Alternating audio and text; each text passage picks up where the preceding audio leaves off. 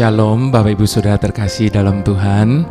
Puji Tuhan, saat ini kita boleh diberikan kesempatan oleh Tuhan untuk merenungkan sebagian kecil dari firman Tuhan yang telah menuntun kita, memimpin kita di sepanjang perjalanan kita, hidup kita sampai hari ini.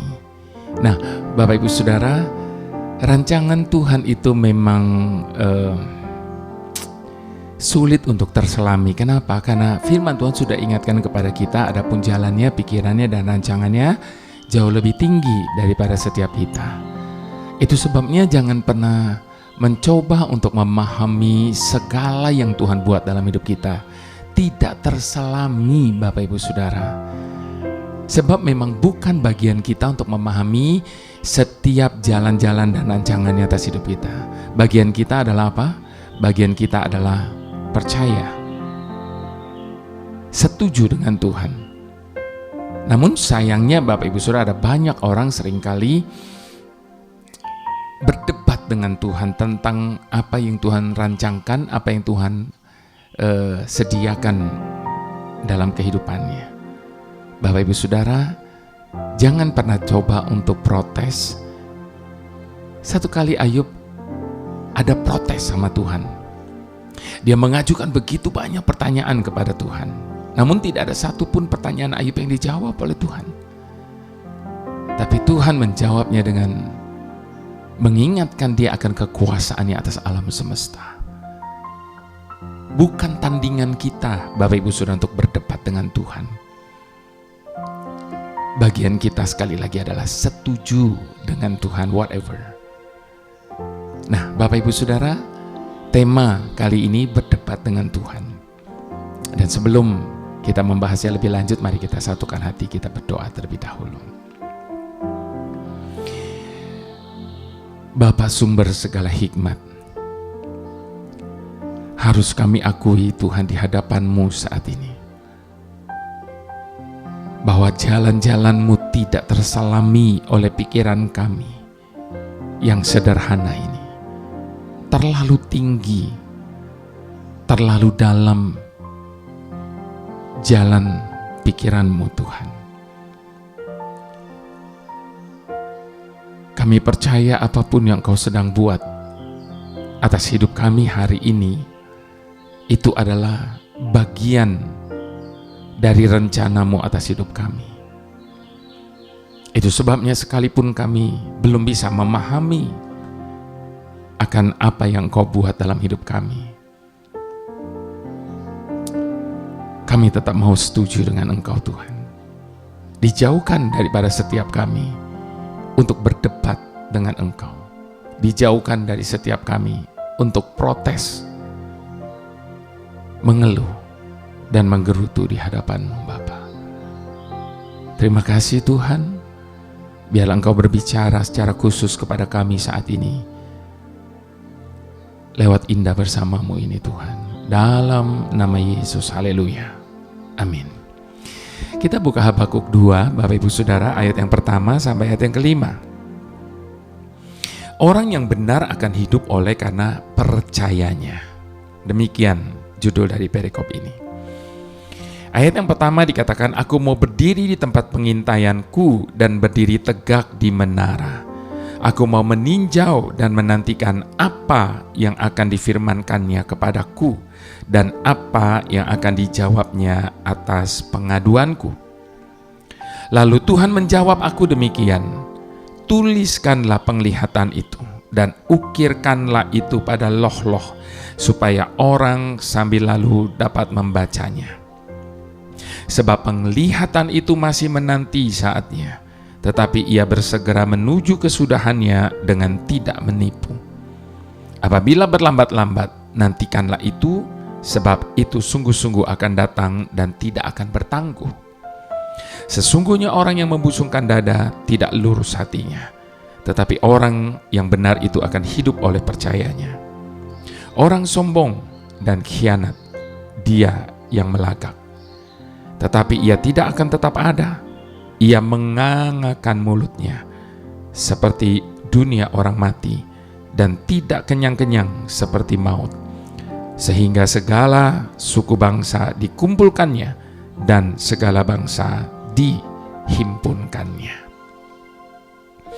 Di dalam ayat yang pertama tadi, Bapak Ibu Saudara, kita membaca, aku mau berdiri di tempat pengintaianku dan berdiri tegak di menara. Aku mau meninjau dan menantikan apa yang akan difirmankannya kepadaku dan apa yang akan dijawabnya atas pengaduanku. Bapak Ibu Saudara, secara panjang isi dari kitab Habakuk ini, kitab Habakuk ini termasuk kitab nabi kecil. Kitab Habakuk ini mungkin bukan kitab yang seterkenal kitab nabi-nabi besar lainnya, seperti Yesaya misalnya. Namun Bapak Ibu Saudara, dari sosok Nabi Habakuk ini, kita bisa melihat seorang yang sangat memperhatikan kehidupan bangsanya, Israel. Ia menyaksikan bagaimana Israel yang mengalami berbagai problema kehidupan yang serius. Akibat berbagai persoalan yang serius itu, maka berbagai pertanyaan serius juga muncul di dalam pemikirannya. Pada pasal pertama, pertanyaan-pertanyaan tajam meluncur dengan deras dari mulut Habakuk. Berapa lama lagi Tuhan? Aku berteriak, tetapi tidak kau dengar. Aku berseru kepadamu penindasan, tetapi tidak kau tolong.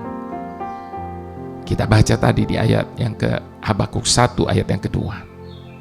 Pertanyaan-pertanyaan ini mencerminkan kegelisahan jiwa Habakuk, Bapak Ibu Saudara, akibat penderitaan yang dihadapi oleh bangsanya. Akan tetapi, memasuki pasal 2, maka suasana berubah total. Sikap Habakuk berubah. Kalau pada pasal pertama, ia mengambil sikap kritis. Segala hal yang mengenai keputusan Tuhan, ia pertanyakan. Namun pada pasal yang kedua, sikapnya berubah. Ia hanya berkata, aku mau berdiri di tempat pengintaianku dan berdiri tegak di menara. Aku mau meninjau dan menantikan apa yang akan difirmankannya kepadaku dan apa yang akan dijawabnya atas pengaduanku. Ayat yang pertama tadi. Rupanya Habakuk tidak lagi mencoba berdebat. Tidak juga protes. Sebab pada akhirnya dia sadar bahwa segala hal yang terjadi merupakan kedaulatan Tuhan. Tuhan mempunyai kedaulatan dalam segala keputusannya. Karena itulah Habakuk mencoba untuk memahami dan menyerahkan sepenuhnya kepada kedaulatan Tuhan. Habakuk mencoba untuk mengerti bahwa keputusan Tuhan adalah yang terbaik. Ia menanti dengan sabar sembari berdoa, menantikan jawaban yang tepat. Memang harus kita akui, Bapak Ibu Saudara, kadang sulit untuk dapat memahami bagaimana cara Tuhan bekerja. Namun kadang Tuhan juga menuntut agar kita tidak usah berdebat dengannya.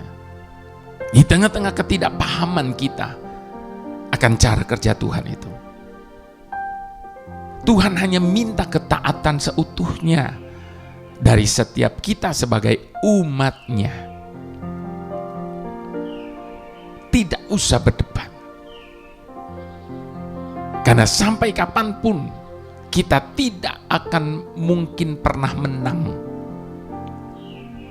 Bahkan Alkitab berkata bahwa kita tidak berhak memperdebatkan keputusan Tuhan. Roma 9 ayat yang ke-20, Bapak Ibu Saudara. Kita tidak punya hak untuk berdebat atas keputusan Tuhan, apapun itu. Nah, Bapak Ibu Saudara, belajar dari Habakuk. Ada saat di mana kita diminta untuk berdiam diri. Berdiam bukan sembarangan berdiam, namun berdiam sambil menantikan jawaban terindah daripadanya, seperti halnya apa yang dilakukan oleh Habakuk. Jadi sekali lagi Bapak Ibu Saudara, jangan pernah memperdebatkan keputusan Tuhan, tapi tunggulah saat janjinya digenapi dalam hidup setiap kita. Itu sebabnya di tengah-tengah ketidakmengertian kita tentang apa yang Tuhan sedang buat dalam hidup kita, saya mau ajak kita sama-sama untuk mengadakan pengakuan di hadapan Tuhan. Dengan bersama-sama kita berkata, ke dalam tangan-Mu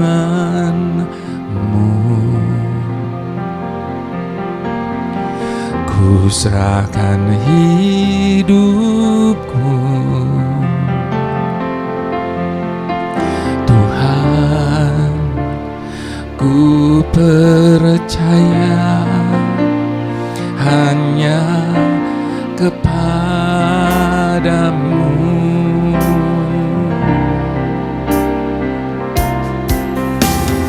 Jauh melebihi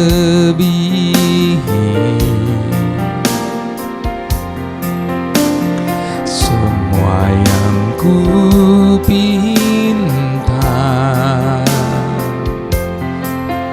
Bapa, ku berserah hanya kepadamu.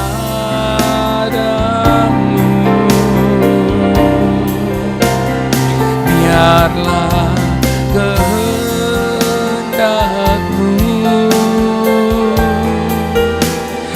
yang jadi atasku.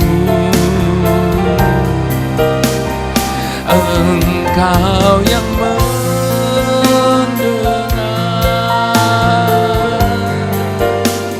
seruan doaku. Ku tahu rancangan-Mu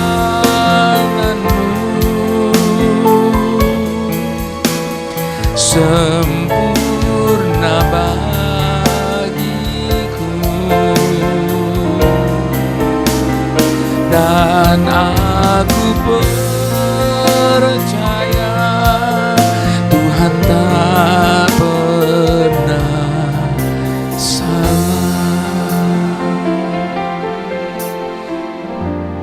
Itu sebabnya jangan sekali-sekali mempersalahkan Tuhan, sebab selama-lamanya Dia tidak akan pernah sekalipun melakukan kesalahan di dalam segala tindakan dan keputusannya atas hidup kita. Kenapa kita bisa mempercayai akan hal itu? Karena Dia adalah Tuhan yang benar, Bapak Ibu Saudara.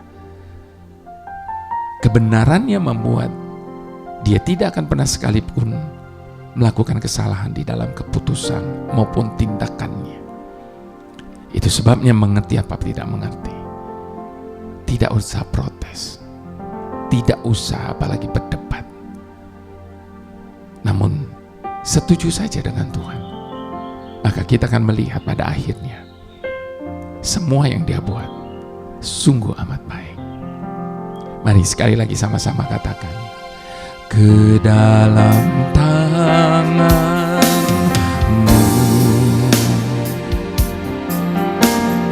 ku serahkan hidupku,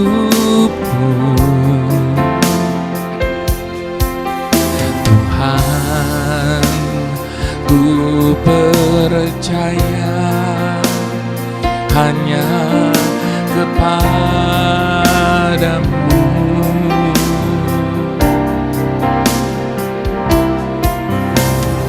Jauh melebihi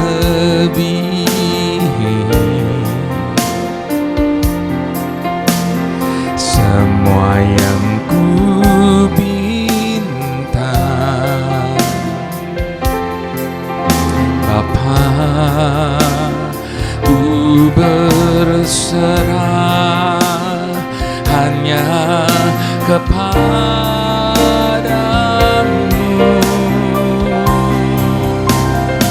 biarlah kehendak-Mu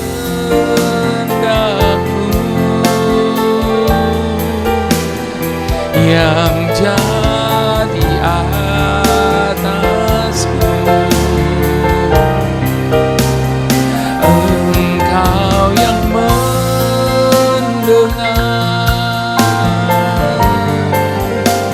seruan doaku.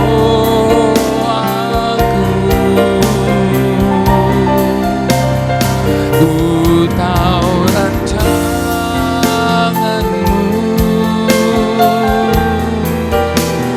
sempurna bagiku, dan aku percaya Tuhan tak pernah salah. Sekali lagi dengan iman katakan, biarlah kehendak-Mu yang jadi atasku. Engkau yang mendengar seruan doaku.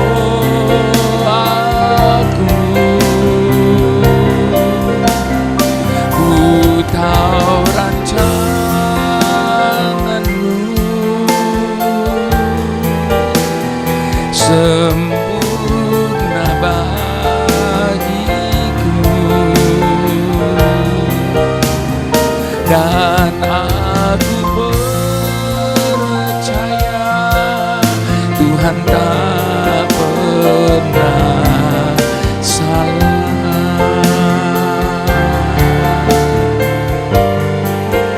Tuhan tak pernah salah, tak akan pernah Kau berbuat salah.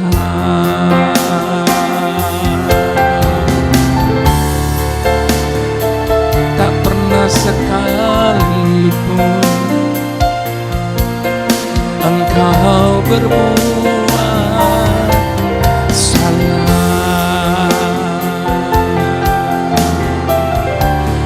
Ajar kami Tuhan selalu setuju, selalu percaya hanya kepadamu keputusan-Mu segalanya.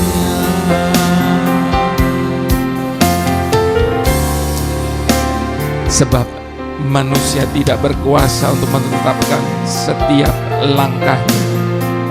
Hanya Tuhan yang tahu setiap jalan-jalan. Itu sebabnya nurut saja sama Tuhan, setuju saja sama Tuhan, sekalipun itu di luar dari apa yang kita bayangkan.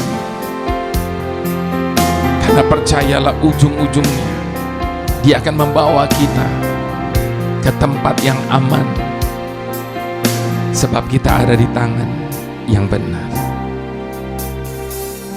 Tuhan pemilik dan pemelihara hidup kami. Engkau yang telah memulai segala sesuatu dengan begitu baik dalam hidup kami. Kami yakin dan percaya Engkau tidak pernah bekerja separuh jalan. Engkau pasti akan melanjutkan karya-Mu atas hidup kami hari ini dan seterusnya. Engkau yang telah merancangkan segala sesuatu dengan rancangan yang begitu sempurna. Kami percaya tidak akan ada satupun dari rancangan-Mu atas hidup kami yang bisa gagal. Engkau yang telah berjanji bahwa Engkau adalah Tuhan yang selalu menyertai kami. Kami percaya itu terjadi di segala musim dalam hidup kami, melewati segala keadaan kami. Engkau yang telah berjanji bahwa Engkau tidak akan pernah membiarkan kami bergumul sendiri. Kami percaya Engkau tidak akan lalai untuk menepati segala janji-janji-Mu Tuhan. Itu sebabnya bantu setiap kami hari ini untuk lebih mempercayai-Mu dari hari yang kemarin. Bantu kami hari ini untuk berani melihat ke depan, ke masa depan kami yang penuh dengan pengharapan. Bantu kami untuk selalu memandang-Mu di segala jalan hidup kami. Karena kami yakin ketika Engkau menghadapkan wajah-Mu kepada kami, Engkau memberikan kami kasih karunia dan damai sejahtera-Mu yang melampaui segala akal. Ketika Engkau berjanji untuk senantiasa menyertai kami, apalagi yang dapat kami minta daripada-Mu? Sebab di dalam penyertaan-Mu kami memperoleh segalanya. Terima kasih Tuhan, terima kasih. Mari semua kita yang mau taat dan setuju, sama-sama kita katakan amin.